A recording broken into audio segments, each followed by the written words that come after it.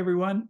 Welcome to the third in our series of webinars that are addressing sacred space and inclusivity/equity. My name is Michael Crosby. I am a professor of architecture at the University of Hartford, and I'm also a board member of Sharing Sacred Spaces. And it's a real pleasure to be here with you this evening. Before we get started with tonight's presentation, I'm going to tell you a little bit about uh, this series, this webinar series that we've been presenting. The idea is we designed a webinar that really kind of focuses on inclusivity in sacred space. And what we wanted to do was present a variety of viewpoints on this. So in this case, this webinar series presents 4 viewpoints by designers of sacred space themselves who strive for inclusion and, through that inclusion, diversity in sacred space. Now, sacred space has historically been kind of, people refer to it as contested space. Access to it has been denied by such factors as gender and race and sexual preference, social standing, religious belief, physical ability, and also marital status. The webinar series explores how designers of sacred space can challenge exclusivity and promote inclusion, which ultimately enhances diversity in sacred space and beyond the walls of a congregation's home. Sacred space is considered as one that has the potential to affirm social justice, inclusion, and diversity, particularly as they are manifest in religious spaces of the 3 Abrahamic faiths. So welcome to the third in our series. Now, I want to tell you a little bit about our presenter this evening. I want to introduce you to Roberto Chiotti, who is a founding principal of Larkin Architect Limited, which is an award-winning Toronto firm specializing in the design of sustainable sacred space for parishes and religious communities, mostly within the Christian tradition. He's currently serving on the board of the Architecture, Culture, and Spirituality Forum, which is where I met Roberto many years ago. And he's also teaching a course on understanding sacred space at the University of Toronto's Jesuit Theological College. Recent publications include The Architecture of Eco-Theology Towards a New Typology for Christian Sacred Space, and an article featuring St. Gabriel's Passionist Parish Church, the first building in Toronto to achieve LEED Gold certification and the recipient of the City of Toronto's Green Design Award. And I also understand that this building was the very first church in Canada to get a gold certification, a LEED Gold certification. Roberto has been invited to write, teach, and speak extensively on the topics of sustainable design, sacred space, and the cosmological response to the ecological crisis as it relates to architecture and education at universities, colleges, conferences, and professional organizations throughout North America and abroad. So, Roberto, I invite you to start your presentation, and Roberto is going to speak on the contribution of eco-theology towards creating sacred space that is inclusive and equitable. Right. Thank you, Michael. Sure. Thank you for the introduction. It's a pleasure to be here tonight. And I think it's kind of a thank you for inviting the conversation around eco-theology, because I think eco-theology is certainly a way to address inclusivity and equity that goes even beyond the human community. So it's about including all of God's creation as a context for our worship. So I do have a few slides that are kind of contextual. So before I get into images of a couple of projects I'd like to talk about that demonstrate eco-theology or this trying to restore right relationship with creation, I'd like to sort of set the stage, if I may. So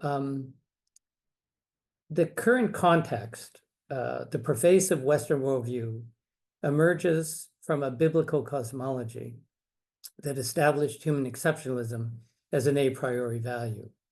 Made in the image of God, humankind was granted dominion over the rest of creation. And we unfortunately interpreted this to mean that the material world was to be exploited for its instrumental value in serving humankind. As architects, we know that the built environment contributes significantly to greenhouse gas emissions in the extraction, production, fabrication, and transportation of materials. In fact, globally, the number is somewhere in the order of magnitude of 40%. Here in Canada, it's a little less, and that's simply because of our tar sands and oil sands in Alberta is actually contributing even more. So other negative consequences include the destruction of habitat, the pollution of air, water, and soil, social injustices, the disproportionate access to resources, and conflicts with Indigenous peoples.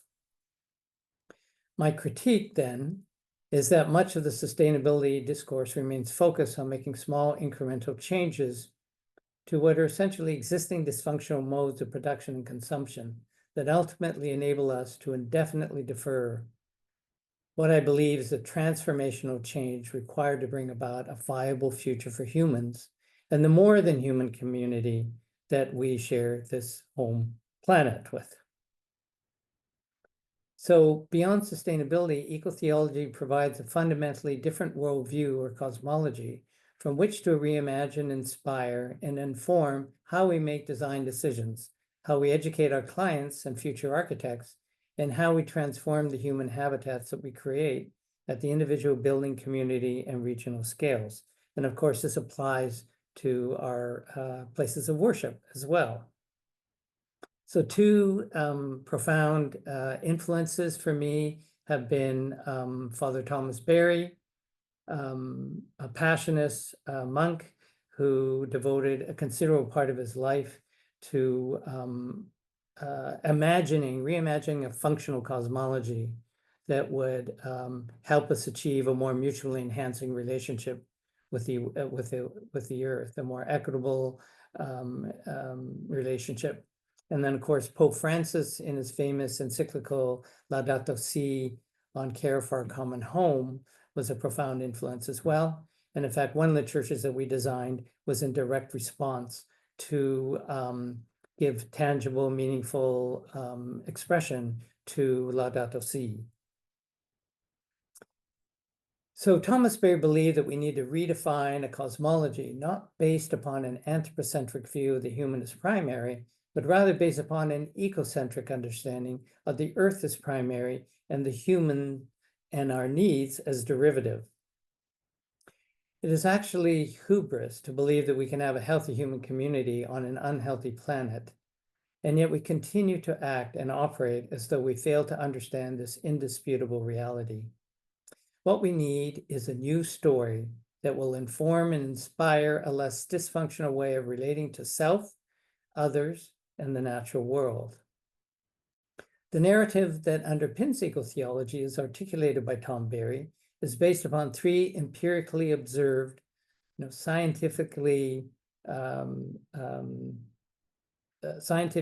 proven interdependent principles that have informed the evolutionary process of the universe, which Tom calls cosmogenesis, meaning it's continuing to evolve over its almost 14 billion years of existence from the very beginning. The first of these is differentiation or diversity. Our whole topic tonight is about how we improve diversity and equity in our places of worship.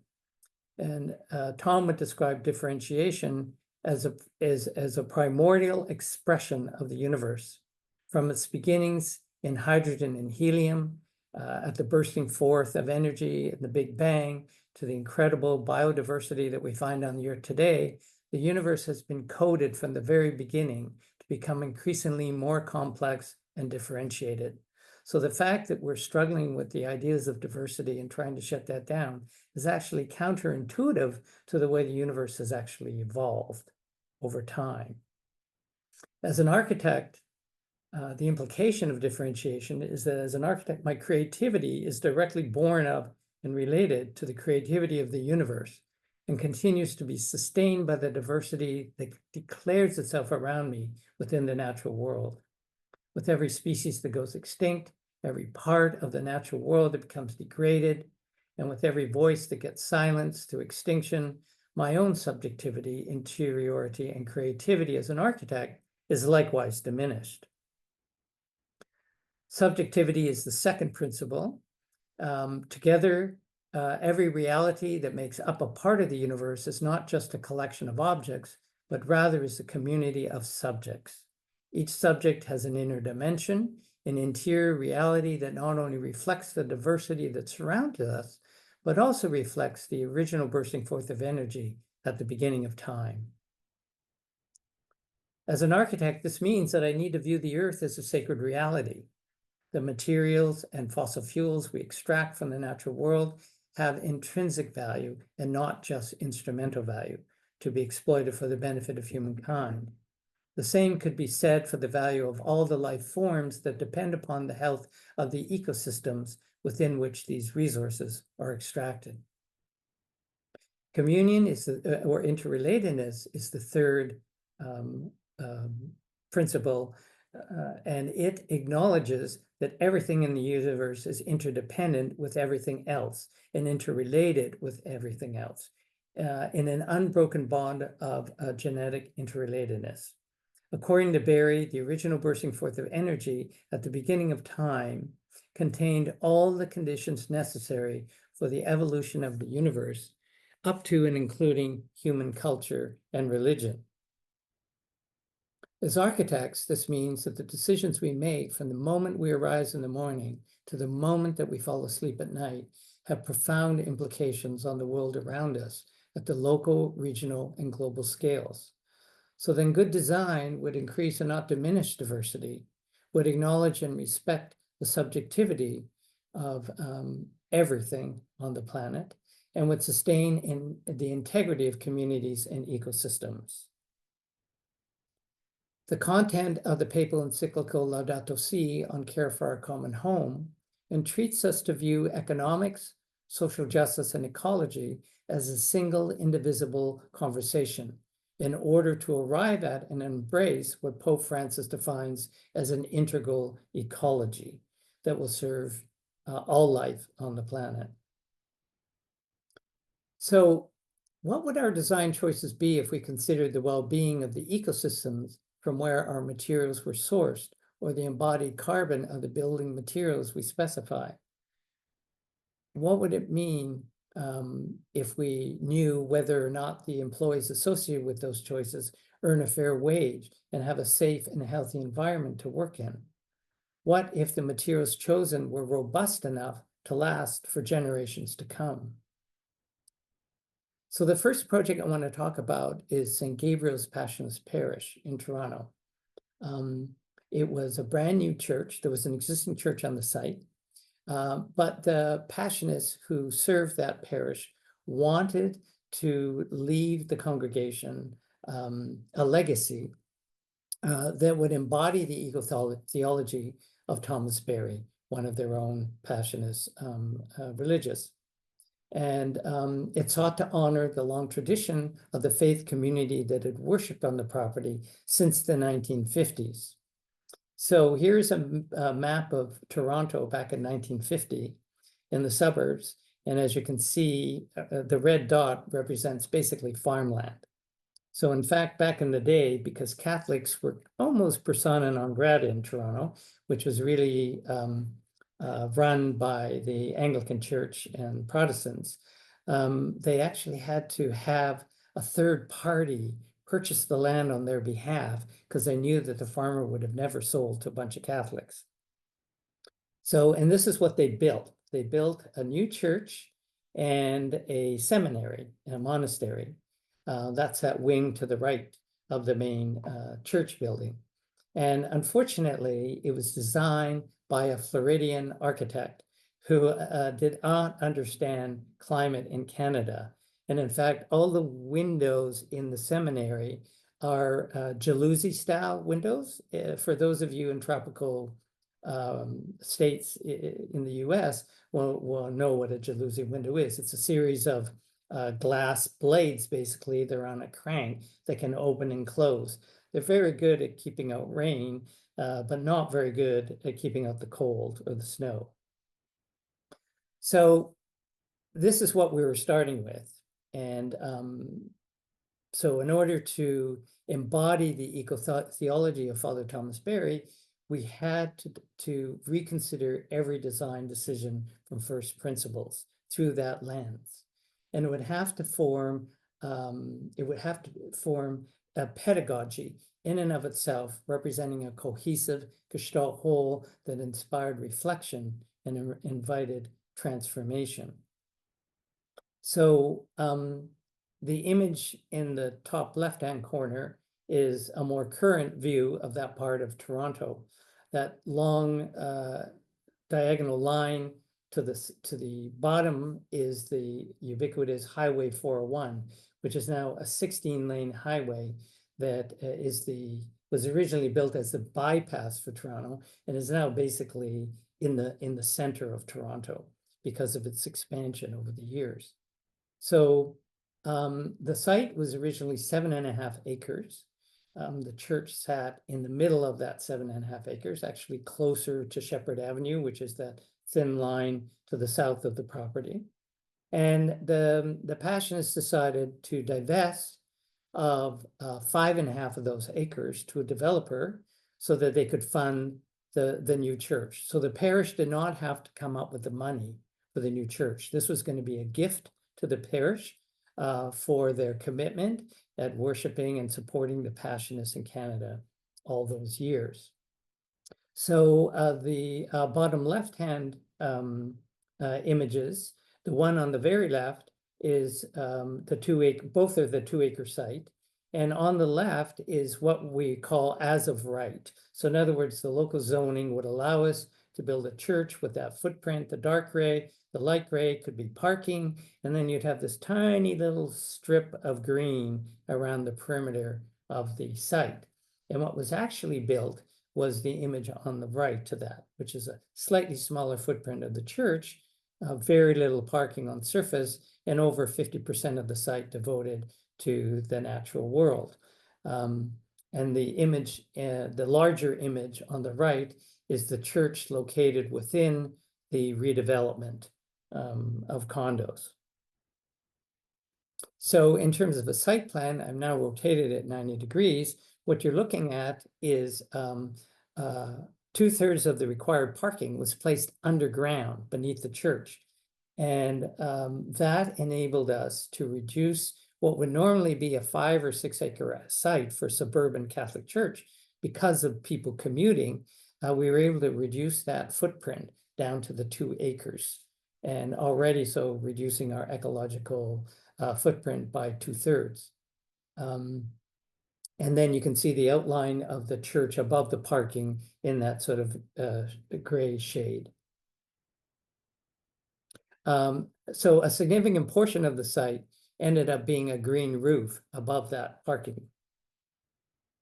So this is the site plan showing the gardens and the little bit of parking above ground and the piazza. And you can see that the whole church is oriented towards the garden. And that happens to be due south. And that was to emphasize that when we gather to worship, we do so within the greater context of God's creation. So one of the things we did was choose traditional materials that would have been used for a church. So copper was selected for the cladding of the parish office wing. Normally that would be, you would often see copper as the roofing material on an old church. But because it's a durable material that lasts at least 100 years before it needs replacement, it was important to use similar materials in different ways as an expression of the new cosmology, the new story. Each part of the building received its own durable material expression. So in this case, what you're looking at, we see Tyndall stone cladding on the narthex. And Tyndall stone is a natural limestone quarried in Canada that was formed 450 million years ago when there was a huge ocean in the middle of North America in what was then the continent at that time was called Pangaea. That was before North America and Europe kind of separated to become independent of each other. The 7 contemporary arches that you see here are a reference to the 7 traditional Romanesque arches of the Passionist Mother Church in Rome. So again, we tried to make these connections in everything we did. So as you can see in the stone, there are ancient marine fossils embedded in this dolomitic limestone that dates back 450 million years. And the reason why we chose it is that it establishes the Christian context within the larger geological story of the North American context and links it to the evolution, the 4.5 billion year evolution, not million, billion year evolution of the Earth. So probably the first thing that you might say by looking at the exterior of the church is it doesn't look like a church. So instead of the ubiquitous pitched roof and steeple of traditional churches, which are really trying to focus your attention on the transcendent, on the sort of sense of verticality leading us to be in relationship with the transcendent God, the iconic projecting canopy and expansive south-facing window helps to identify a new typology of Christian church architecture, privileging immanence, the immanence of creation and the immanent presence of Christ over transcendence. Looking on the inside, this is a winter view. So that south-facing window actually serves as a passive solar collector that harvests the sun's energy in the wintertime, and it's stored in the concrete floor and walls of the church as a heat sink, and then gets radiated back out naturally at night when the temperatures drop. The R value, or the insulating value of the windows, is 8 times greater than the walls of the original church. So there's not actually a lot of heat loss through those windows. So here's a view of the antiphonal seating arrangement that creates a sacred axis. You're looking at the ambo, or pulpit, and the garden beyond. So, and behind me would be the altar and the reservation chapel. So you can also see some of the original stained glass windows from the original church, which are brought out at certain liturgical times during the year because they represent those, they're meant to represent those liturgical events throughout the religious calendar. Some of the other sacred liturgical items were salvaged from the original church, like the tabernacle, the marble, the etched glass, the crucifix, and were in each case transformed in some way and reintroduced into the new church to illustrate their context in the new story. Tom Berry would say the reason why we're in such trouble today, with climate change and global warming and the sort of ecological deterioration of the earth, is that we're between stories. We seem to be still firmly rooted in a biblical cosmology while the scientific community has actually begun to articulate a new cosmology, a new epic story based on the universe story that should inspire and transform us to be in right relationship with the earth. The baptismal font was salvaged, transformed, and relocated in front of the garden along the sacred axis. For most of you, you'll know that baptismal fonts are normally located at the entrance to the church to remind us of our baptismal covenant every time we enter the worship space. It's located here in front of the window of the garden to remind us that when we're initiated into the Christian religion, we're also welcomed into the earth community. I often tell students that come to tour the church, I ask them if they remember that moment in The Lion King where the mother and father lion introduce the new young baby lion to the whole community of animals that are at the bottom, underneath the hill where he's standing, introducing them.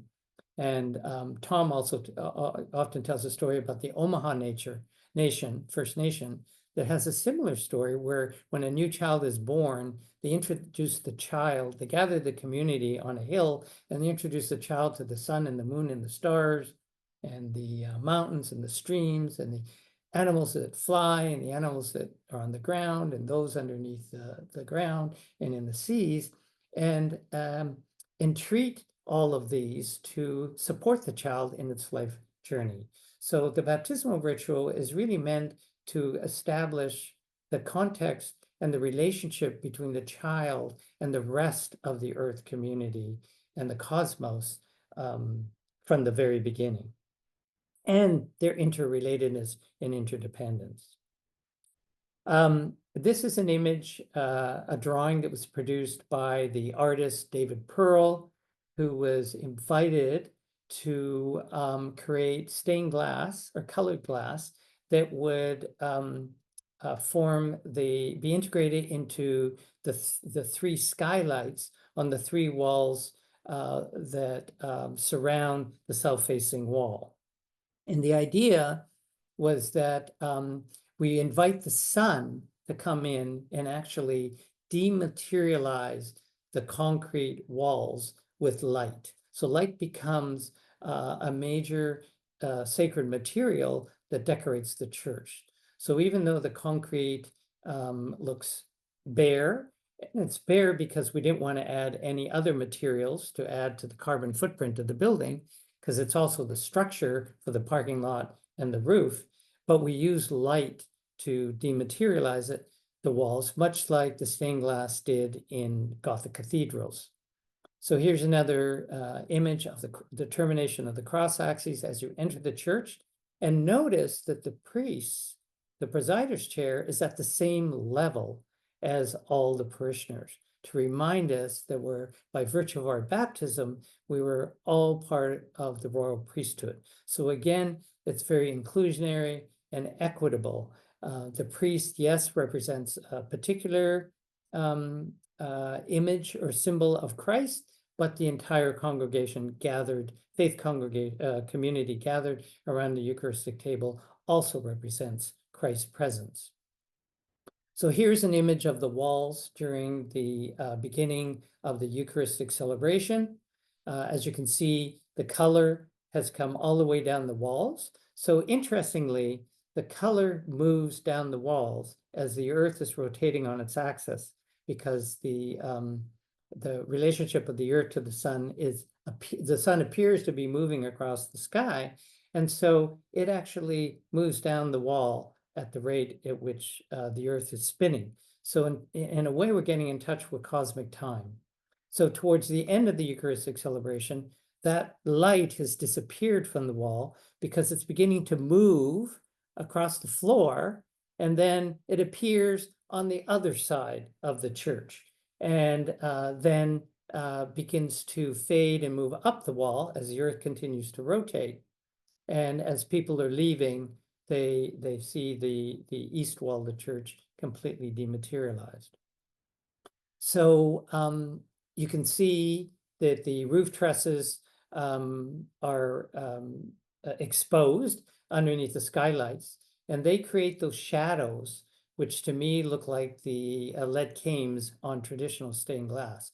So what we're looking at is lead glass on a cosmic scale. So here's a fellow ACSF member who came to visit the church, looking up at the skylight and the impact of that light on the Stations of the Cross, which place the Passion of Christ in a whole new light, embracing the idea that the Passion of Christ now embraces the passion of the earth. So I'm going to give you a quick little time-lapse photography showing you what's happening in the church over a period of about an hour and a half. So you can see the movement. This is the narthex. And again, we use just the natural stone material and the concrete as the basic materials. And at the end is something called the living wall. And a living wall is like a mini Amazon forest that absorbs all the pollutants in the air, purifies it because those pollutants fall on the roots of those tropical plants. They the water running down the wall nourishes the plants. The bacteria breaks down those pollutants as food for the plants. And it's located at the landing between the underground parking garage and the sacred space above. So it actually serves as a beacon of light and natural greenery from anywhere in the parking lot to identify a wayfinding device to come up into the church. And the sound of the water, again, reminds us of our baptismal covenant and the fact that the Amazon and other rainforests are like the lungs of the planet that purify and oxygenate and condition the air that we use to survive. So these are a couple of more images of it. It's beautiful, like in wintertime, particularly here in Canada, when it's very cold and dry, you walk into the narthex and it's like walking into a greenhouse and you can smell the plants and the moisture and it's easy to breathe and it's a very powerful statement. At the opposite end of the narthex is a constructed wetland that receives its water solely from water that's harvested from the roof of the narthex when it rains. So what you're looking at in the left picture is a large scupper and spout that mimics the spout on the baptismal font. And so when it rains, water pours down into that constructed wetland and nourishes the plants surrounding that. And in the summer, when we tend to experience drought, everything dies back. And again, to emphasize that water is a precious resource, that in baptism, it is a primary symbol of new life through Christian initiation. And so if we pollute it or disregard it or abuse it, then it's no longer going to represent new life, but death. So in a way, every architectural decision was meant to serve as a form of catechesis. In the garden, we have a pilgrimage walkway where normally you would have the Stations of the Cross. Instead, we have something called the Stations of the Cosmic Earth. And they articulate what Tom would call non-repeatable major transformations in the story of the universe. And here we're looking at a cross lying flat on the earth, seen from space. And again, to emphasize that the Passion of Christ is now extended to the crucifixion and passion of the earth. But there's a void in the middle of the cross, which is where new life emerges. Up above is the rise of agriculture through technologies and being able to stay put through through animal husbandry and growing food. We were able to stay put, but that began our separation through that chasm in the image from the earth's natural in harmony with the earth. Here is a cross, the copper cross from the old church nailed to the back of this tree, which was originally from the site that had to be unfortunately cut down for the condos. And it is an expression, again, of the, it looks like a risen Christ or Christ on the cross. You can almost see his chest and his face in the bark. Unfortunately, that tree eventually disintegrated due to carpenter ants, and now we have a Corten steel sculpture to replace it with a huge fissure down the middle, exposing some 2x4s. So again, trying to emphasize that we should look at trees not just for their instrumental value, as so many board feet of wood or so many rolls of Kleenex or toilet paper, but as an intrinsic value, as part of the life of forest ecosystems that are habitats and support transpiration and are a heat sink and support life on the planet. This is a shot of the etched glass from the front entrances of the old church and the Murano glass mosaic on the front of the church. And we carefully dismantled all those pieces. And what we created was one of the stations of the cosmic earth, which is a abstract image of the birth of flowers 125 million years ago as a major transformative event, because it was because of the seeds of flowers that they were able to spread through birds and wind throughout the world. And as concentrated forms of protein and energy allow all the mammals to emerge and flourish, and eventually, of course, for humans to emerge and flourish. The rest of the site has been, we've created gardens using hugelkultur, a very natural way of decomposing organic material to support the life of the crops that we're growing there. And it's modeled after a forest floor, basically. And we grow food for the Good Shepherd shelter in downtown Toronto that services the homeless, but it also provides habitat and food for pollinators and other animals. So for example, if you look carefully in this picture, you'll see a little bunny rabbit, which is one of our enjoying some of the new blueberry crop. And we also use this as an opportunity to teach the youth of the parish about biodiversity, equity, inclusion, and social justice. So the second, Michael, do I have time to talk about the second project? Sure you do. Yeah. Okay, cool. So the second project is St. Benedict's Parish in Milton. And we always undertake a visioning session with the parish to ensure that they develop what we call a project charter, a foundational document that informs every decision moving forward. And it's based on their vision of their unique charism as a parish, how they want the world to see them, how they want to engage with the world, how they want to collaborate with each other.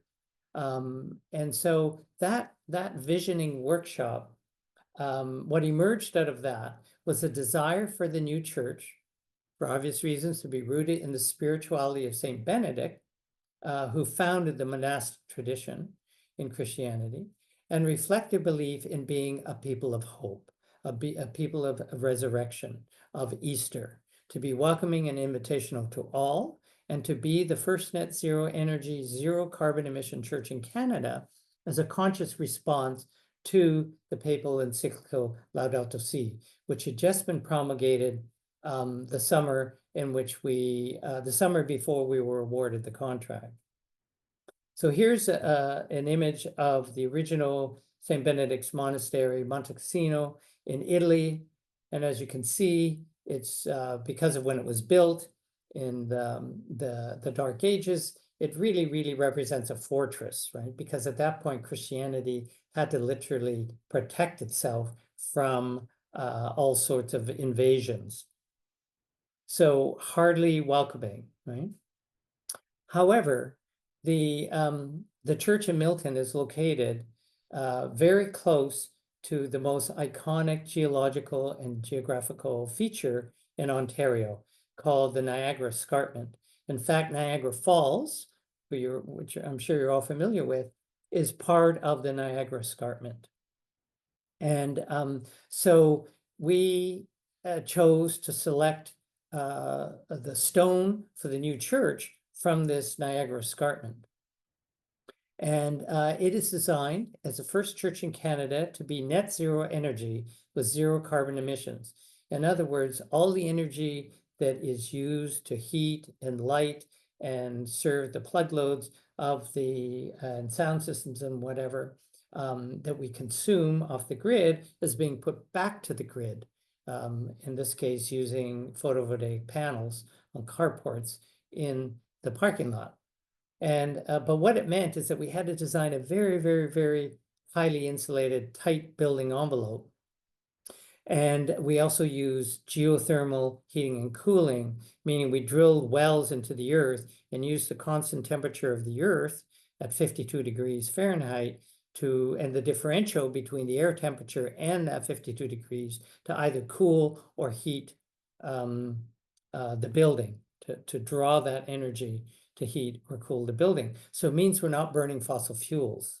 And we also created a 95 kilowatt photovoltaic array on carports so this is an aerial view of the church.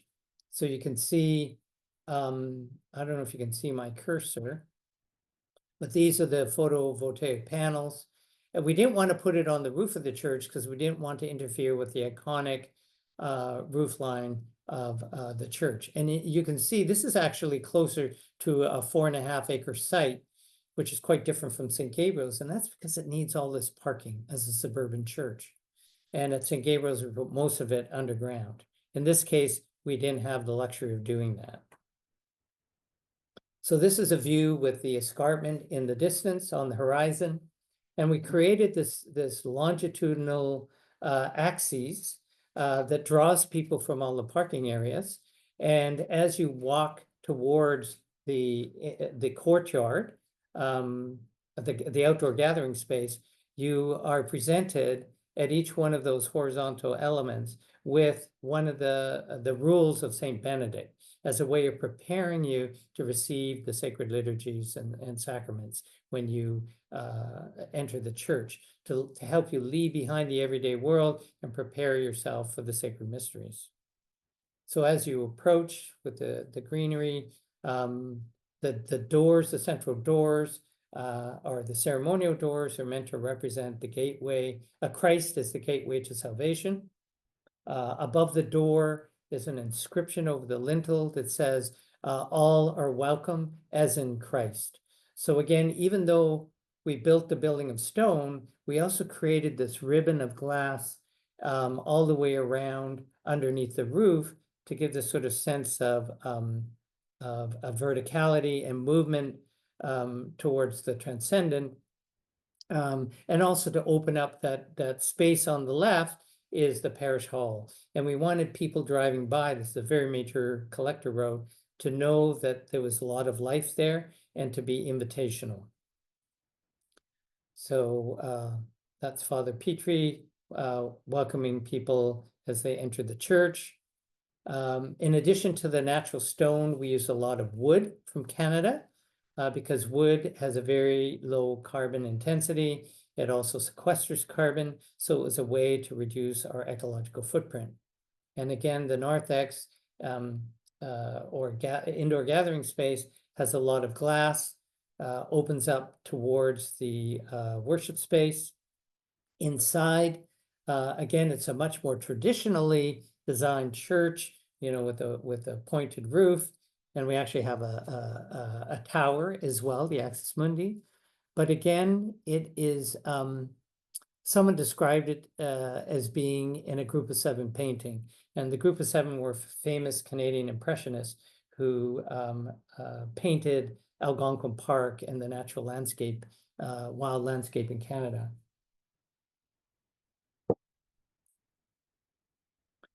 And again, this is another view of the great sheltering roof structure and the views out to the landscape. These are some of the liturgical furnishings. And actually, if we go back, we've used natural onyx to backlight the crucifix and draw your attention vertically. And then there's a window at the back, which creates a sort of halo effect around the reredos to again emphasize natural light as an important design material. We hired Russell Barron, a liturgical artist, to create a cross that was both the death and the resurrection, in the sense that Christ is looking up towards heaven in anticipation of the resurrection. And this is an image of the stone, also with fossils embedded in it. Again, to establish the context, the geological context of the Christian story within the greater earth context. Just again, some images of the clear story windows, the traditional clear story, which brings natural light in. But there's no other stained glass than this rose window, which is the Benedictine cross. And the abstract images are around the meant to represent the community of faith gathered around the Benedictine monastic tradition. This is the parish hall. Again, it's a very open space, lots of views to the landscape, and people can see in as they're driving by, see what's going on. Here's another shot from above at the photovoltaic panels on carports that in the summer shade those parking spots, and in the winter protected from snow. And then we also have, where those vehicles are located, are 6 EV charging stations. So to again encourage electric vehicles. Some more shots. And then here's a nighttime shot emphasizing that ribbon of light just hovering underneath the roof. A view from the major intersection with this tower with the cross suspended between the 2 arms of the tower. And between those 2 arms of the tower is the full height window that creates a halo effect inside. And this is a sunset view looking from the parking lot towards the escarpment on the horizon. So Michael, that's it for the presentation. So I'll stop screen sharing. Roberto, that was really thorough. That was great. Thank you so much. A lot of very, very interesting work. And I really enjoyed your kind of setting the theological foundation for this before you got into the details of the work. Thank you. I'd like to ask our audience members if they have any questions for you. And while we are waiting for our participants to ask a question, if they wish, I wanted to actually ask you a personal question, and I hope you don't find this strange. But I was always impressed by the fact that you studied both architecture and theology. And I don't know many people who've done that. And I'm really curious about how we sort of see how this has affected you, All right. your It's work. been profound, yeah. I really want to know how it changed you. And I also was curious as to which came first, the theology or the architecture. Okay, well, that's easy. Architecture came first. And it's kind of an interesting story because you know Kim, you met Kim, my wife. Mhm. When I met her, I had been estranged from my Catholic upbringing Mhm. for many years. As a teenager, I rejected my pre-Vatican II catechism. And that was a time when we were rejecting all authority, right? It was Vietnam War. Anybody Mhm. over 30 was considered to be the bad guy. And Yep. so religion was one of the things I rejected. I figured I could establish my own moral compass and live an ethical, moral life on my own terms.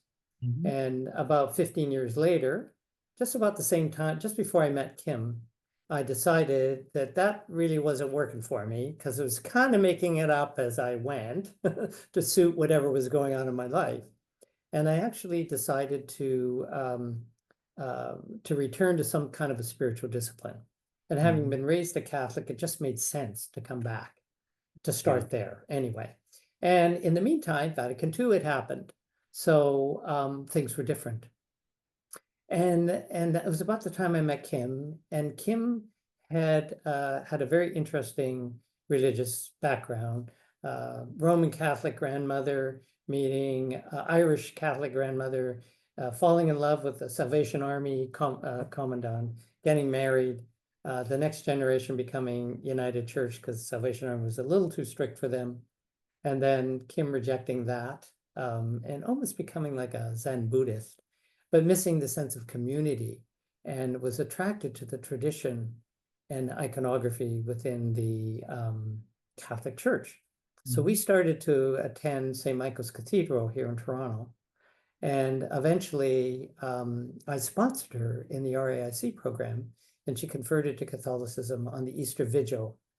And at that time, we had basically just scratched the surface of catechesis. As you know, people in the pew are pretty much uninformed, right, about Mhm. our faith and our theology. So I happened to be volunteering at a drop-in center for ex-psychiatric patients.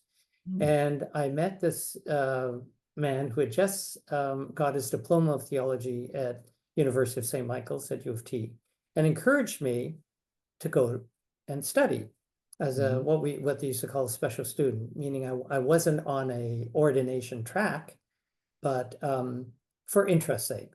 So both Yeah. Kim and I Mm. registered at St. Mike's, and I fell in love with it.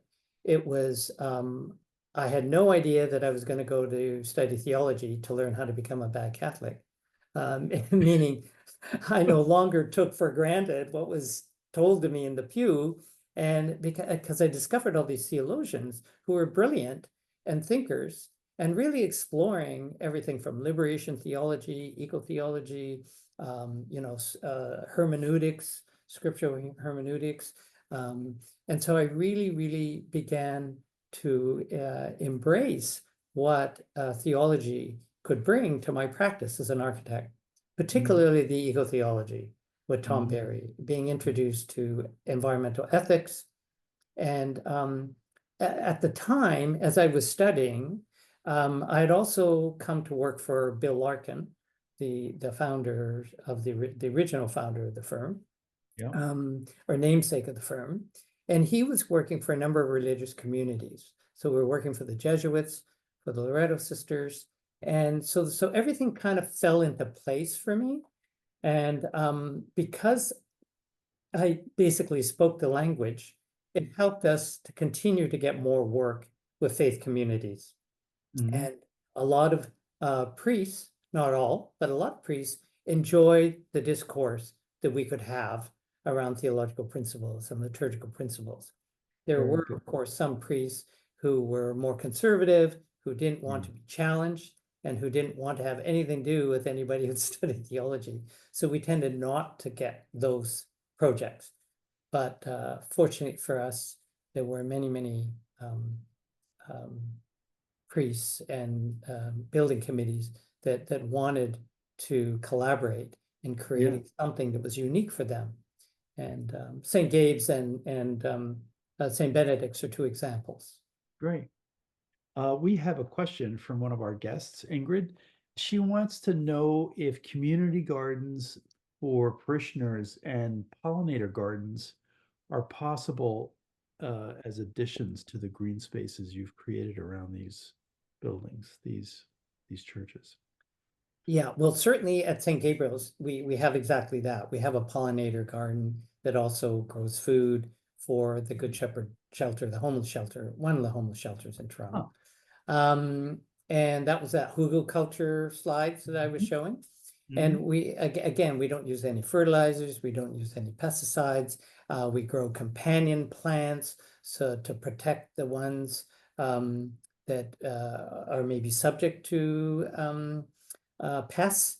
and to avoid that. So it's all a very natural system, and it seems to be Mhm. working. Our only problem is neighbors coming to harvest unauthorized harvesting. Roberto, maybe I missed this, but did you talk about the position of the color of the glass at St. Gabriel's in terms of the? No, I didn't, but you're right. So if you notice in that image that David Pearl, the artist, created for Mhm. us, he purposefully placed all the bright yellows towards the south, towards the sun, and the deeper azures and crimsons at the north end of the church to create the darker tones as a mystery around the tabernacle and the crucifix. So in Mhm. fact, that's also where the reconciliation rooms are. So traditionally, reconciliation happens around sort of from 3 to 4 o'clock on a Saturday afternoon. And at Mhm. that point, the red and blue light is streaming into those rooms.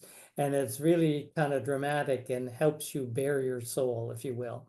So that was very intentional on his part. Mhm. Mhm. Yeah. I have another question about the clear glass at St. Hmm. Gabriel's on the south side, which it allows all this wonderful sun to come in and during the winter help heat the building. And I'm wondering whether that might also have a important role in inclusivity, in allowing, a lot of people, a lot of churches, a lot of church buildings push people away because you can't see inside them. Uh, Right. and people don't feel invited to be part of what's going on inside. And I'm wondering if that might have been part of your thinking about this really wonderful clear glass wall. Yes, in fact, the garden overlooks the surrounding condominiums, Yeah. and the developer managed to convince the city to that our garden, the church's garden, would be used as open public space and amenity space for the condos. Mm-hmm. So we actually get a lot of people who walk their dogs there, who stroll through the garden, who picnic there, and they can see in Yeah. perfectly at the liturgies. So again, it is meant to be invitational. Like, Yeah. underneath each one of those seven arches on the narthex is floor to ceiling glass as well. I So, and even in the offices, huge windows, so the people walking on Elkhorn, which is the street on the north, can see mhm. in and see, people during their ministerial work, their office work, whatever. The pastor is front and center. Everybody can see him at his desk. And so there is this sort of sense of transparency. As you know, most churches older churches were built to be exclusive, in fact, to Yeah. distinguish themselves from every other denomination in the town. Hmm. And so only those that were part of the congregation were invited to enter the church and attend. Yeah. And of course, we're trying to blow that completely aside and create something that's very invitational. Well, Thanks, Henry. Roberto, thank you so much for this presentation and the discussion. It's been really, really very eye-opening, and it really sort of fulfills the mission of this webinar to really kind of talk about sacred space and inclusivity and welcoming, and the connection, this sort of connection through integral ecology that Pope Francis has talked about. This the idea that we're all connected, and through ecology we can care for each other.